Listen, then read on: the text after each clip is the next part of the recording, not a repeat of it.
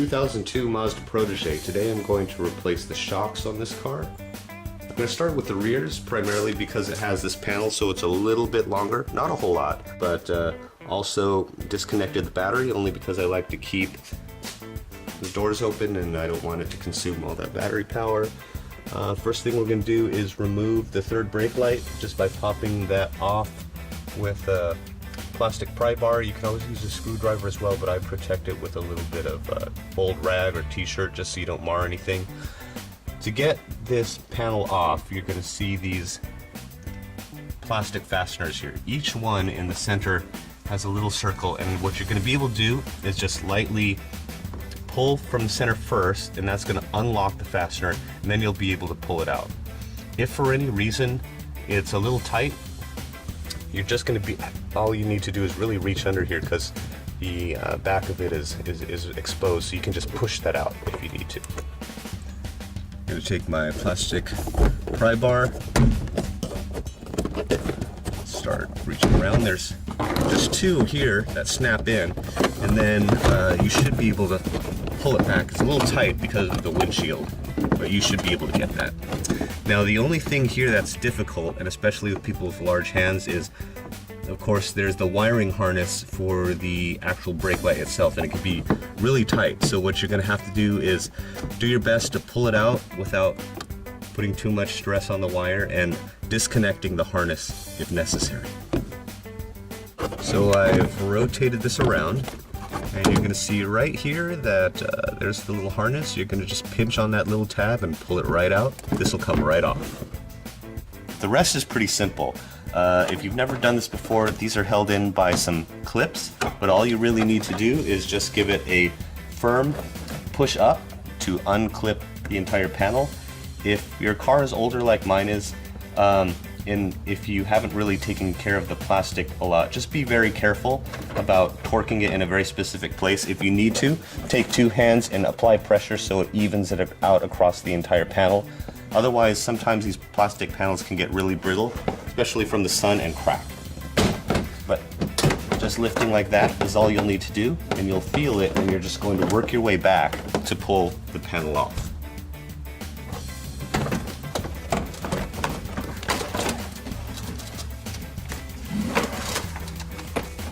There you go, easy peasy. So you've noticed we've removed the rear panel. Everything is exposed. In the back corner here is where the top of the shock is installed. If you look from the top though, easy to get to some of the nuts, but not all of them. So what you're also going to need to do is remove the seat belt assembly. Okay, so I'm removing the seatbelt reel with a 15mm socket. With good reason, these are on pretty tight. So if you are unable to get it, I would recommend using a breaker bar, or use a good old piece of pipe here. Extend it onto the end here, and that will give you more leverage in order to loosen that bolt. Captain Obvious moment, but a lot of people tend to forget when they're in the heat of the moment. With the car still on the ground, start taking your breaker bar and loosening the lug nuts so you can get the tire off after it's off the ground. Now that it is lifted off, I'm just going to remove these. When you put these back, it's going to be 85, 90 pounds of foot-pounds of torque. At the top of the shock, there's going to be 3 bolts up there that you're going to want to do. We'll do in just a second. But what I did want to talk about are the areas that you will need to disconnect. There are going to be 2 large bolts right here that run all the way through. There's going to be the end link right here, 14mm. What you're going to notice if you look closely is there's a hole in there. What that hole is for is to use an Allen key to hold that in place. So if you start loosening up the nut, it'll probably come out most of the way, but towards the end, because of all this dirt and grime, it tends to lock up and just twist the nut. So by putting an Allen key in here, then you can use a wrench and remove it all the way. Additionally, on this side, right over here on this, there's a 12mm nut that's holding this bracket. for the brake lines. And on the back, you're going to see a small clip right here, and you're going to use a flathead screwdriver just to pry this piece out right here. It might be a little bit stuck because of all the dirt and grime, and the easiest thing is take a little hammer or mallet and just give it a quick knock, and that'll usually break the dirt and grime. It sometimes has a sound of a little crack in order to take care of that. The last thing that you want to do is, because the brake lines are still going to be connected and because of the weight on the suspension, it's a good idea to put something underneath to catch it.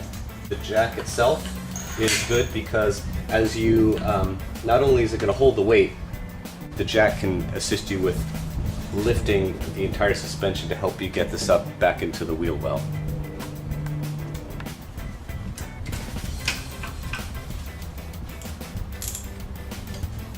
This is pretty straightforward as well. You just have to keep playing with it on multiple sides in order to push this little clip out of the way.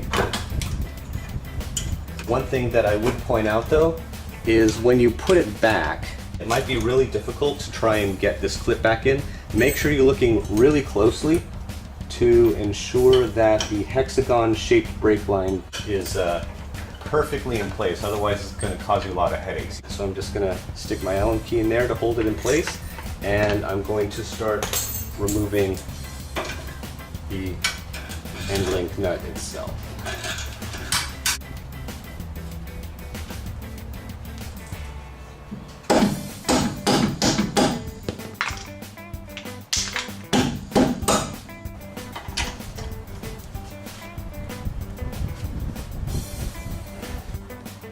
Okay, so I've taken the 3 bolts off the top. Didn't really want to show it, it's too easy.